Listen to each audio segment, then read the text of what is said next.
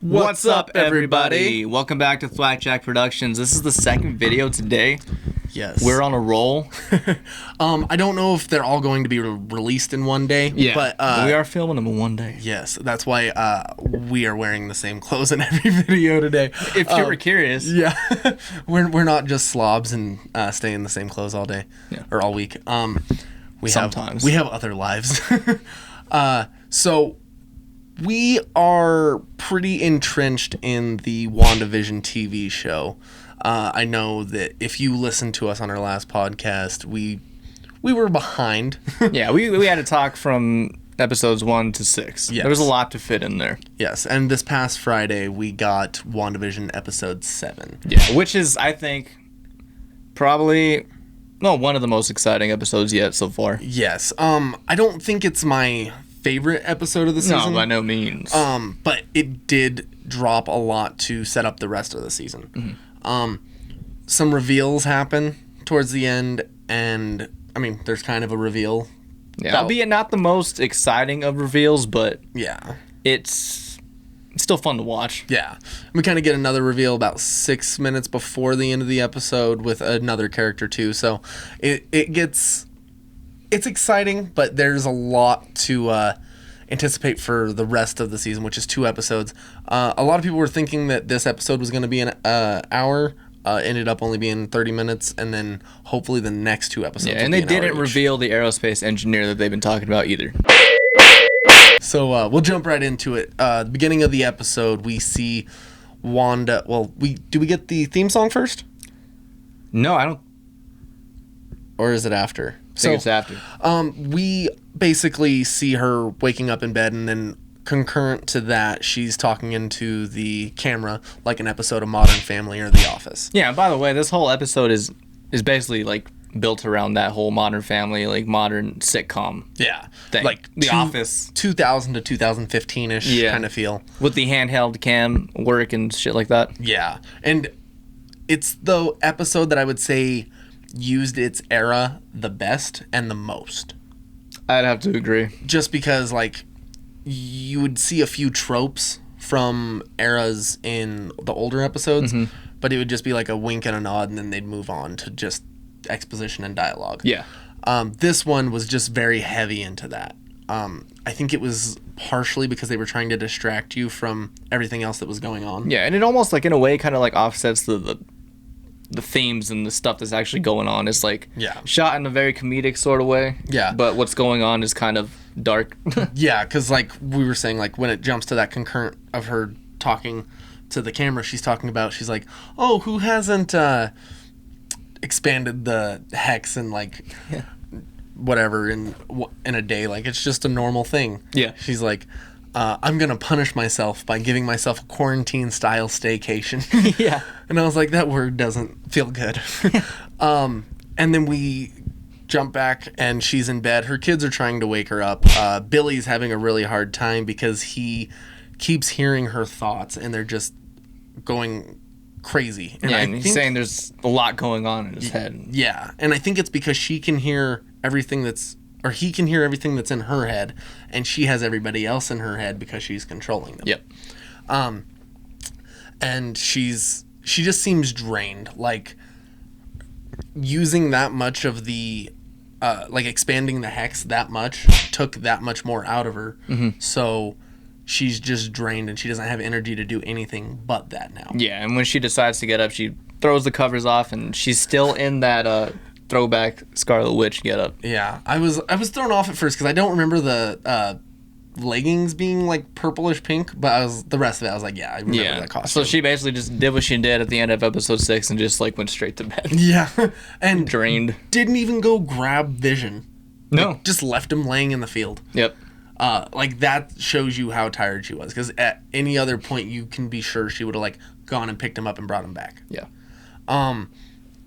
And then we go to her talking to the kids. Well, but while the kids are talking about talking to their mom, their controller starts bugging out. Yeah, the controllers start bugging out. They go to like GameCube controllers and they turn to Atari controllers. And then Uno cards. Yeah, Uno cards. I was like, that's not a game. Yeah. Well, a video game at least. And then Agnes walks in, and sees that she's kind of having a hard time. Yeah, and before that, Wanda goes in the kitchen to get a bowl of cereal. Yes. And she pulls out the milk, and it's just a normal... Was it a carton of milk? It said dairy almond milk. Yeah, dairy almond milk, and she does her thing. She puts it on the counter, then it changes to like a 1960s like glass bottle of milk, and then it changes back to something else. And then it's like a carton, and there's a missing thing on the back, missing kid thing. I was surprised the cereal didn't switch at all. Yeah, I was waiting for that. Sugar snaps. Yeah. And then Agnes walks in because she's telling the kids, like, she's like, I don't have all the answers. I don't know what to do. Like, I wish I could tell you. And they're like, well, Uncle Pietro said, and she says, that man is not your uncle. Like, I think she's caught on to the fact that that is not her brother. And they're like, well, what is he? And she's like, I really have no idea. So then right after that, the doorbell rings, and she just, like, swings the door open with her magic. Yeah, she doesn't even care, like, if anybody... like sees her using her powers or whatever, she just opens it up. Yeah. I honestly think most of that was for Vision's sake. Okay. When she was hiding it at first. But as soon as that, like, was exposed, she's like, well, I'm controlling everybody else. What are they going to say? Yeah. Then she basically says, you know, like, you look really tired. I'll take the kids. Mm-hmm. Like, so just rest and... do whatever you're gonna do for the day. Yeah. And so then she leaves. Oh, she tries to show her mole. She's like, I have this mole on my back. Yeah, and it cuts away. Like, you don't really see what she's trying to show her. Yeah. Yeah, and then she takes the kids to her house, and then Wanda's just kind of sitting there watching TV, and as she's watching TV, the TV transforms into like a throwback TV, like from the 60s or something, and then a chair, and then just a bunch of stuff around her starts changing back and forth. Yeah, and you get that pretty much through the rest of the episode. Like, the wallpaper starts changing. Yeah. Like, she just can't focus all of her energy on making sure things are consistent because she has such a wide grip that she can't actually focus anymore. Yeah, the wider the hex has gotten, the less control she's starting to have. Yeah. And then right after this, we pretty much jump to Vision waking up in the field. Mm-hmm. And you see him looking at the carnival. The guy thinks he's a clown that is late for work. Yeah. And all these people in the carnival, they were, in the last episode, all the sword agents that got transformed as soon as they entered the hex. Yeah. And so he's basically getting ready to go to work, and he runs into Kat Dennings' character, Darcy. And I did think it was kind of funny the way they made her, like, locked in that, like, chest chain thing. Yeah. Because she was in the handcuffs at the end of the last episode. And she's able to just, like, hit it and the frickin' thing drops. Yeah. She thinks that he's asking her out on a date because he's like, hey, I saw you. You were, like, wanting to help me. Like, come on. And she's like, all right, fine, I'll date you. But I get to wear the lobster or something like that. Yeah, I get to order the lobster. Yeah, that's what it was. Yeah. And I think it was a callback to the first episode because it's kind of showing how she's a fan of, like, what was going on inside the hex while she was watching it. Yeah. Because she said multiple times that she's invested. And when in that first episode, she, like, Wanda, like, throws the lobster across the room. Yeah. But it really just kind of was interesting to see her actually, like, talking to the people inside now. Yeah. And so after that, her and Vision, I think it was her, Kat Dennings, that sees that van or whatever. Mm-hmm. She's like, why don't we go for a drive? So they go after the van, and then the leader of the whole circus is trying to get after them because he's thinking they're going to be late to go on stage. Yeah. So they basically get away in that van and then try to go to, I think they were trying to head to the house, right? Yeah, they were trying to go to Wanda and Vision's house, and on the way, Wanda keeps throwing... I don't know 100% if it was actually Wanda. I don't think it was, honestly. Yeah, because on the way, Darcy is kind of catching him up on everything he missed because he doesn't remember anything from He before. Doesn't remember dying. Yeah, he was dead. He doesn't remember anything from Westview. He doesn't remember being an Avenger or any of that. He finds out that she killed me? He's like, yeah, but you told her to. And he's like, oh, okay. And then she's like, but then she didn't because Thanos rewinded time and he killed you. And she had to watch. And so he basically gets to understand where Wanda's coming from now and see her pain. And then he says like something like, it's only been like mere weeks since it happened or something like that. He's like, I woke up and I had no recollection of this, and she's still has this fresh pain that it's like a new cut. Yeah. And you keep getting pop-outs of him talking to the camera like a modern-day sitcom as well.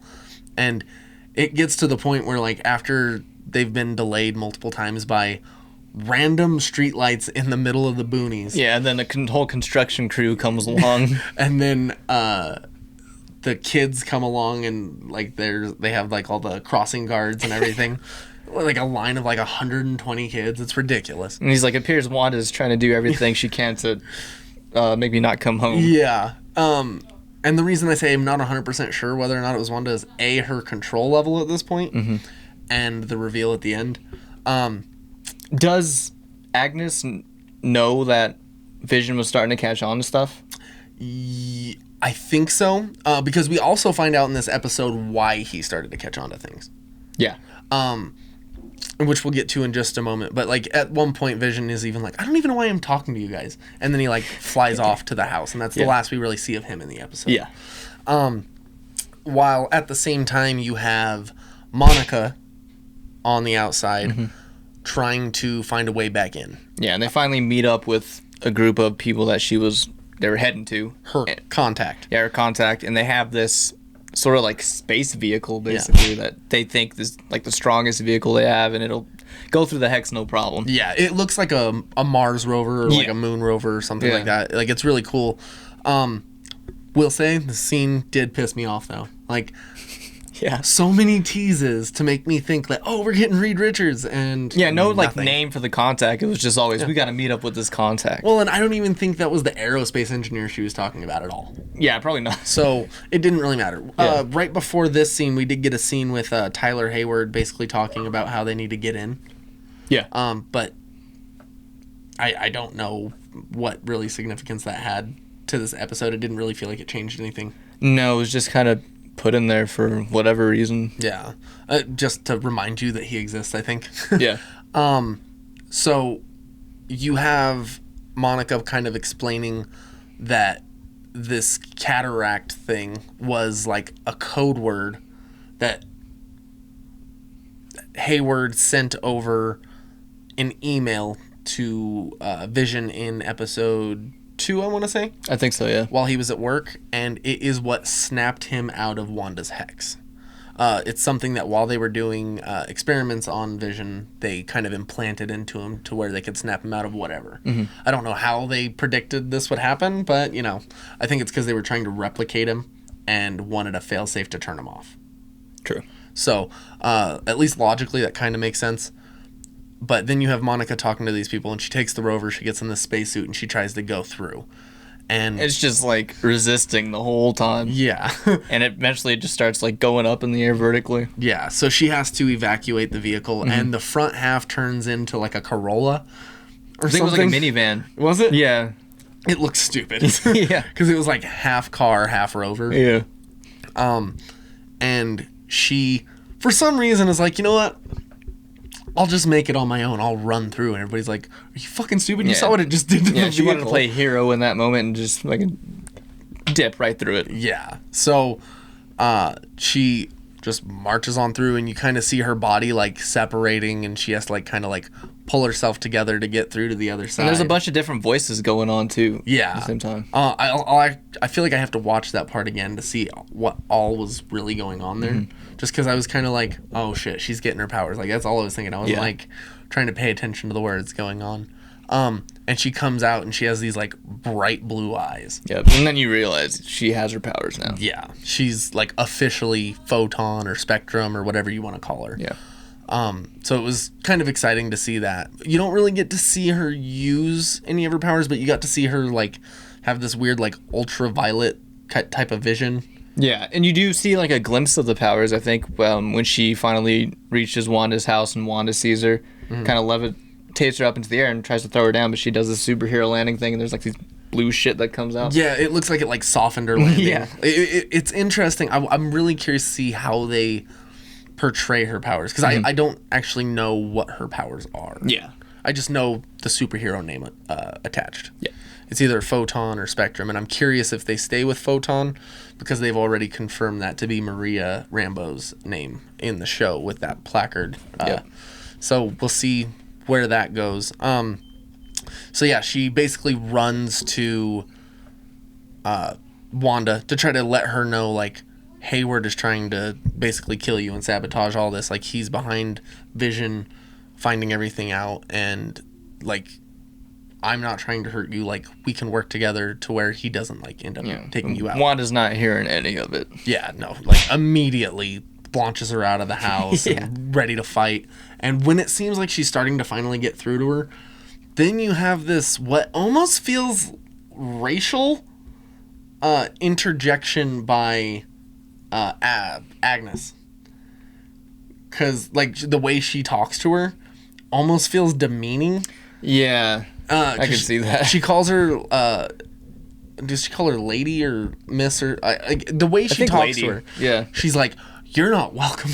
And I was like, this feels dirty, like super aggressive. Yeah, I was like, I wouldn't have gone with that angle. But and you can tell Wanda's like losing her fucking mind too when she's like yelling at Monica. Yeah. And before we jump into what is inside the house, because Agnes takes Wanda into her house, we didn't mention the like 2 or 3 scenes we got with Agnes and Tommy and Billy. Yeah, inside Agnes's house. Yes, where it was essentially just her calming them. Billy at one point says, you know, I like it here because it's quiet. It's quiet. She's like, what do you mean? She's like, he's like, I can't hear your thoughts. Like, you're empty inside. I think what he said. You're quiet inside. Yeah, you're quiet inside. Yeah. And so it shows you that there's something up with her more than what's going on with like their mom or everybody else outside where he can hear their thoughts. Mm-hmm. It really makes you more suspicious. And then you see the cicada on the wall. Or no, that's not yet. Not yet. But she does bring out the bunny. Yeah, she has Mr. Scratchy, which a lot of people think is her son in the comics. What's his name? Nicholas Scratch. Yes. Turned into a bunny, which is, based on the way things are going in the show, I think are highly likely. They're going full ham. Yeah, and it's just like anything else, like with those dimensional beings and like Nicholas Scratch, Nightmare, Mephisto, like a part of them has to already be in the realm in order for them to come into the realm. Yes. I am curious to see what they do with Evan Peters' character and how they explain him now. Mm-hmm. But yeah, pretty much going from there, you get the shot of her talking into the camera. She's like, what am I supposed to do? Tell them that their mother's cuckoo for Cocoa Puffs? Yeah. So then we'll just jump to the scene where she's pretty much bringing her into the house, and this is where you see the cicada on the wall. Yeah, Wanda walks into the living room, is sitting down while Agnes is doing whatever in the kitchen. She looks over the curtains, and there's a cicada there. I think she looks over and sees the rabbit, too. I can't remember. I don't remember seeing the rabbit then. Okay, well, she does, too. She looks down, and she sees, like, half-eaten peanut butter and jelly sandwiches, and they're watching... What show is that? That's like an old kid show. I forget what it's called. Yeah, my kids have Yo watched Gabba that show. Gabba? No, I think Yo Gabba Gabba... Maybe. I can't remember if Yo Gabba Gabba is like a full-on cartoon or not. No. But either way, it's one of those ones where they're like in the suits, like almost like Barney-ish. Yeah. I even asked my wife, I was like, that's a real show, isn't it? Like, this isn't just a Disney thing. And she's like, yeah, no, the kids watch that all the time. So I'll have to ask her what it is. But then we go to, or immediately thereafter, she's like, where are Tommy and Billy? Mm-hmm. And she's all, don't worry about it. They're in the basement. They're playing in the basement. And so she starts going down to the basement, and all of a sudden it starts turning into like a dungeon. Yeah, there's like these vines and shit on the wall, and it starts changing into like stone walls. Yeah, and then you get this like almost purple lighting, and you see like a goat head and demon heads. Bunch of skulls. Yeah, and then the book from the Darkhold. Mm-hmm. And then all of a sudden, Agnes walks in, and she's like, hi, I'm Agatha Harkness. It's nice to finally meet you. Yeah, which, overall wasn't a really surprising reveal. Yes. It wasn't surprising, but it was cool that immediately thereafter, they went through all of the eras or time, whatever you want to call them. Yeah, every time something happened, you see that she was actually behind it all. Yeah, it like they even said it was Agatha all along. Yeah. It was kind of interesting. Like, she was even kind of puppeteering Evan Peters' Quicksilver at the front door, and like Which is kind of proof that she plucked him out of the universe, right? Multiverse. Her or Mephisto. Yes. I still, my money's still on Mephisto being the big bad of the season. I've seen that, and there's a YouTube channel they were talking about. It could be Nightmare as well, or it could be a combination of the two. I just hope it's one or the other. I do too. I think that the only reason they wouldn't do Mephisto is because it is straight, like, devil worship type thing. That'd be cool, though. I mean, I agree too, but Disney. It's a child entertainment juggernaut. Yeah. So them taking a risk like that is going to turn off certain people, and they're not very willing to take risks. Yeah, so in that way, Nightmare would be more realistic if we're thinking that way. More logically and monetarily sensible. Yeah. So it'll definitely be interesting to see where they go from here, because you even got that part where, like, it showed that she's pretty much behind all the cameras too. Yeah. Because she breaks the fourth wall, kind of like in The Office, where you see the people filming. Yeah. And it's just, it's kind of weird. She's in the director's chair. Matter of fact, I believe the name of this episode is The Fourth Wall. It is. Breaking the Fourth Wall. Yeah, Breaking the Fourth Wall. So it was kind of a nice little spoiler without spoiling things. Yeah. And then pretty much right there, the episode ends. Mm-hmm. And then I didn't find out until right before you came over that there was a post-credit scene for no reason. Yeah, I'd been seeing that all week before even watching the episode, so I just fast forwarded through the credits, and there it was. Well, and it's dumb because every episode before this one, I checked.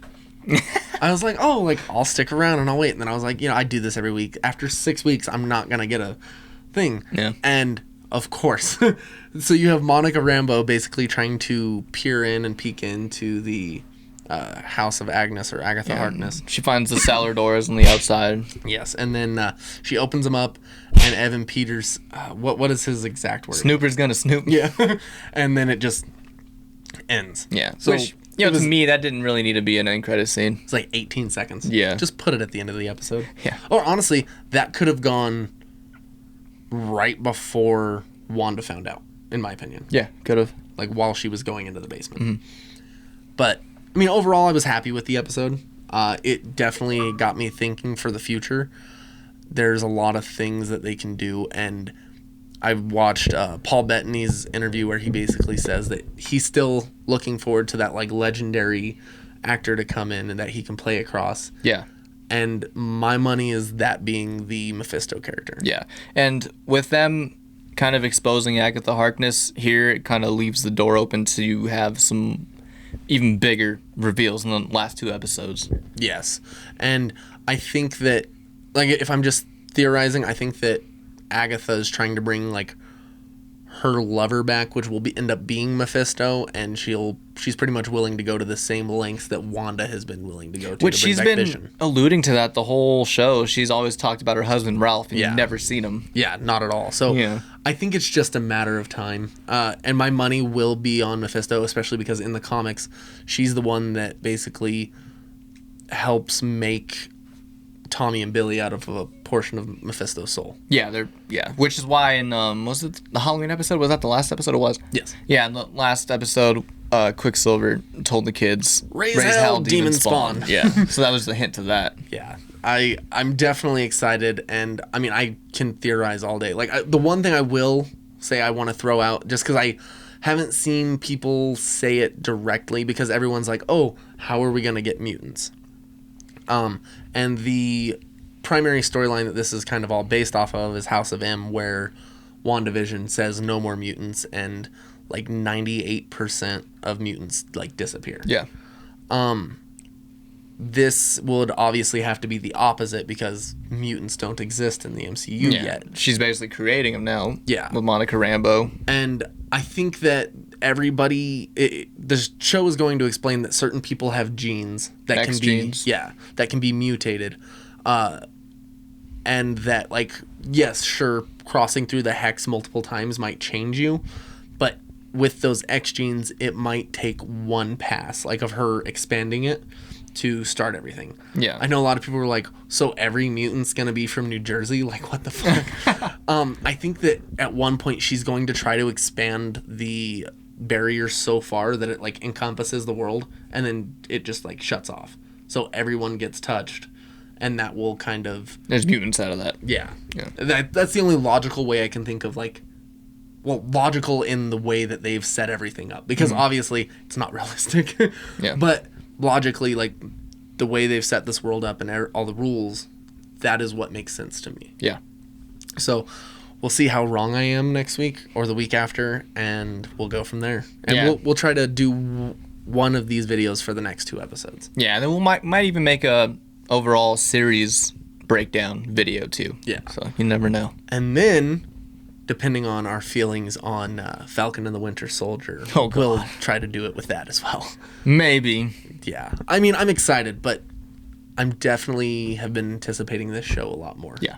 So we'll kind of see from there. So any last thoughts? Nope. Alrighty. Well, I'm Anthony Stevens. Damian Leba. And be sure to subscribe to our YouTube channel, like, comment, subscribe, all that good stuff. Yes, and please follow us on Facebook, Instagram, Twitter, and watch the Super Thwack podcast on Spotify and Apple Podcasts. And we will see you guys next time. Peace. Peace.